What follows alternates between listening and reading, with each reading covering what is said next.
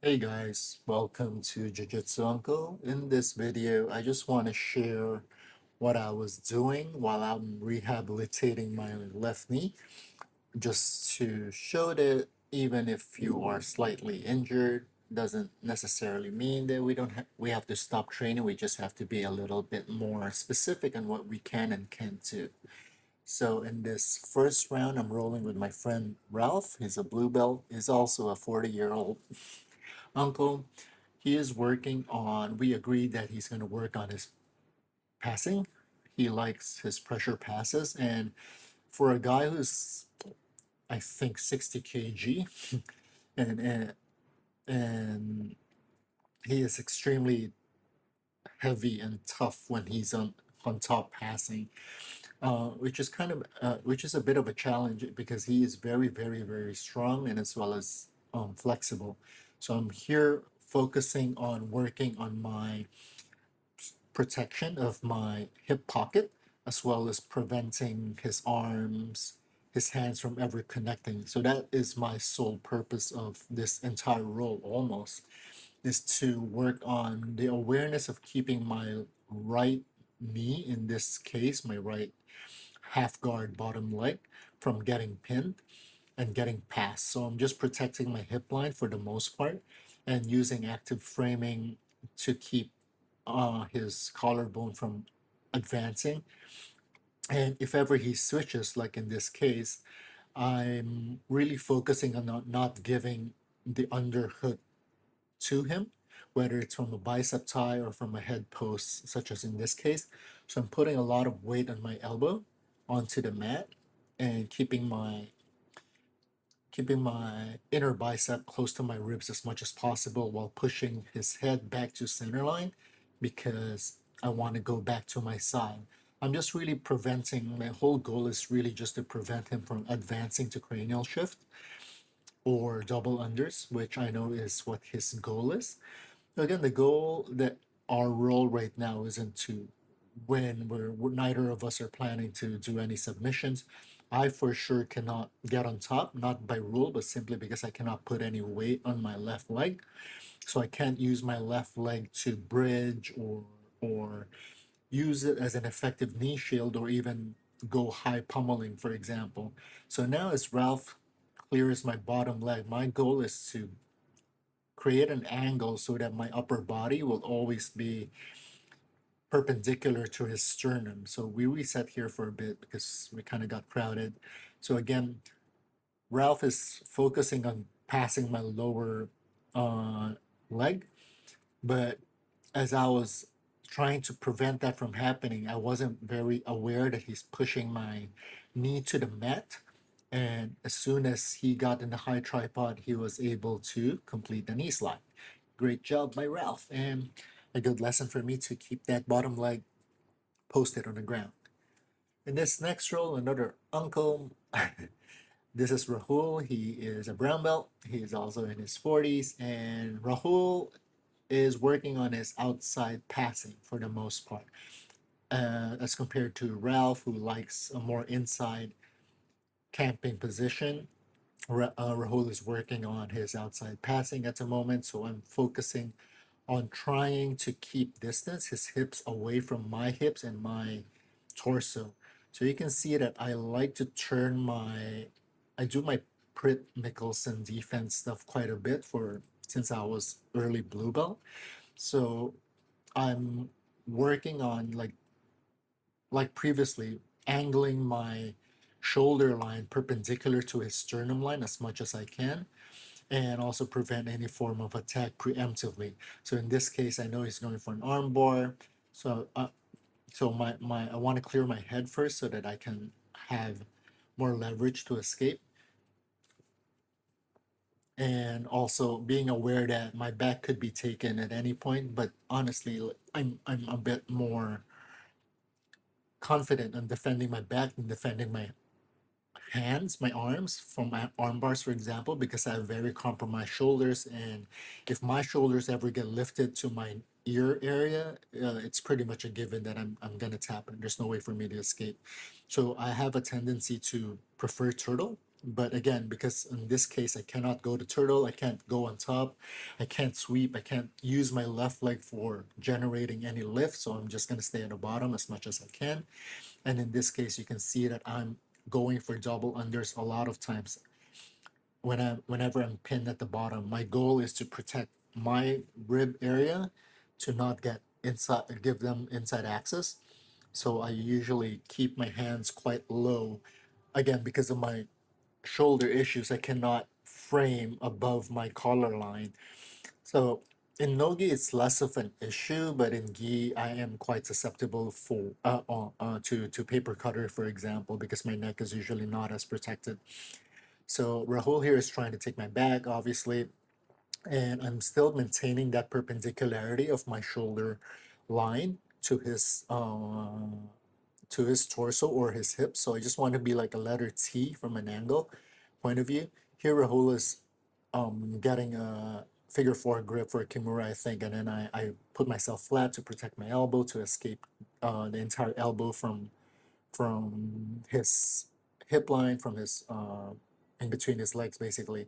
And here you go, you can see that my shoulder again is perpendicular to Rahul's sternum for that protection, and to bear the weight as well, because I don't want to be flat, and being on the side I'm actually quite comfortable most of the time here. Again, normally, so I'm trying to hawking here, if I could, but again, I cannot generate any lift with my left leg. And normally here I would immediately post and go on quad and turtle and go from there.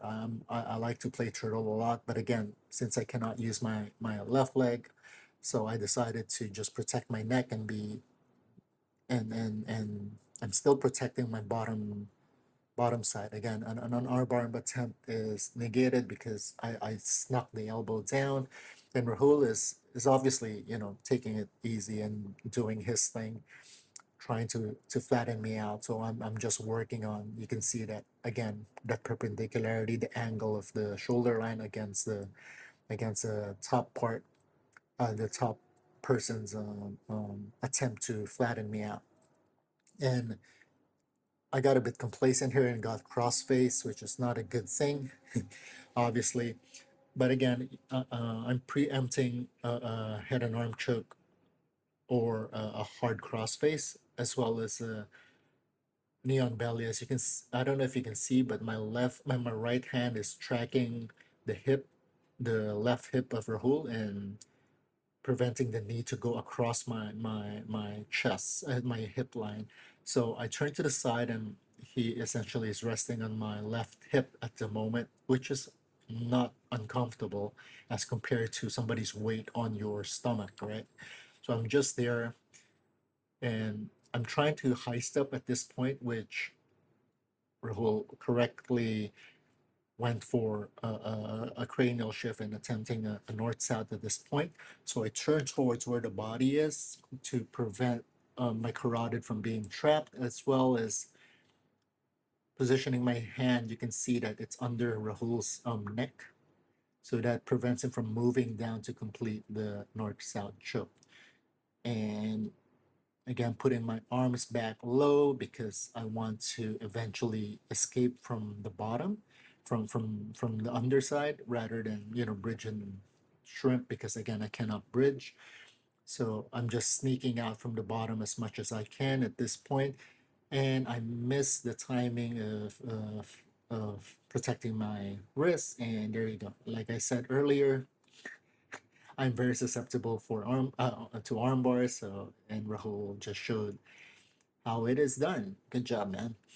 So I think we are trying to go another round at this point, but the timer is about to end, and there is just some. We're just trying the position again. Rahul is trying to do his outside camping. Well, I'm just trying to analyze what angle I can do to keep him away while not wasting my energy. So I'm trying to do an arm drag grip, because I'm working on an arm drag and tegatami sweep from there. But again, I don't have my left leg to use for a butterfly or elevation. So And that's pretty much it. The timer's about to end at this point, so we're just looking at the clock, and that's it for this round. Thanks, Rahul. That was fun. And then let us go to the next round. The next round, I'll be flow rolling with a black belt. And this is after like we have done 5 minutes of other drills. This is Jorn. He's a black belt of Lachlan Giles. He's extremely skilled and very, very nice guy. He's very, very fun to work techniques on. So in this case, he is working on some over back and cradle passing, and he also advised me to that he also gave a feedback that controlling his arm and keep on pushing it towards his torso actually makes it hard for him to advance. So I'm working on that as he was helping me in that regard. So I'm just trying to retain my guard at the moment. As you can see, it's kind of silly that my left leg is just like floating around. Normally, I would probably use it a lot for De La Hiva, or at least use a butterfly hook, or even just a knee shield, but I can't. If I stick my knee through as a knee shield, it kind of stings. So, so you can see that Jordan is probably going like 20% on me. So thank you for, not smashing the old man, but at the same time, it was such a fun and insightful exchange because we were just like tracking. Oh, this video is accelerated, by the way, because I don't want to waste your time going with slow rolls. So I'm just focusing on like tracking hip bone and focusing on whatever leading edge that is coming to me rather than going for subs or trying to get up, because I'm not trying to get up. I'm just working really hard this past 10, 14 days while I'm recovering on playing bottom in terms of managing distance and being aware of what frames and levers I can maximize based on people's movements instead of allowing them to close in on me too much. And at this point you can see the joint has already like gotten chest to hips. If he wanted to, he probably would have just normally body locked and passed me from there. So here I'm trying to get my Tegatami grip again. Um, I would normally before I got injured, when I get that Tegatami grip, I would probably attack the shotgun armbar as much as I can, or reverse Kimura, like in this case, to get up and change positions. But again, I'm staying at the bottom right now. I always struggle with people like holding my legs and just stepping over it, especially lengthier guys, because I have relatively short legs. But yeah, like that, when they pummel out of my lower leg and they just step around it, or they try to knee cut over it, it's a bit tough for me. So I'm still trying to figure that out. Again, normally here I'll be playing butterfly and probably play on top, but it can't. And normally here I'll be playing a tight reverse de la Hiva and either go for an inversion or switch to de la Hiva, but again I cannot do so. So I'm trying to figure out something else. You see that? You see that? Whenever they grab my bottom leg and kick out, I usually don't know what to do from there. Unfortunately, this video is gonna get cut off. As you can see, that pretty pass by Jordan. But this video is gonna get cut off because of Apple storage. So I hope this was a bit entertaining for you. And until the next episode, thank you for watching. Jujutsu Uncle out.